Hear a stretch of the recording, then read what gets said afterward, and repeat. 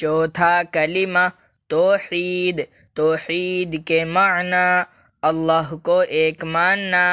لا الہ الا اللہ وحدہ لا شریک لہ، لہ الملک ولہ الحمد یحیی ویمیت وہو حی لا یموت ابدا ابدا ذو الجلال والاکرام بیدہ الخیر وہو علی کل شیء قدیر۔ ترجمہ: اللہ کے سوا کوئی عبادت کے لائق نہیں، وہ اکیلا ہے، اس کا کوئی شریک نہیں، اسی کے لیے بادشاہی ہے اور اسی کے لیے سب تعریف ہے۔ وہی زندہ کرتا اور مارتا ہے اور وہ ہمیشہ زندہ ہے، اسے کبھی موت نہیں آئے گی،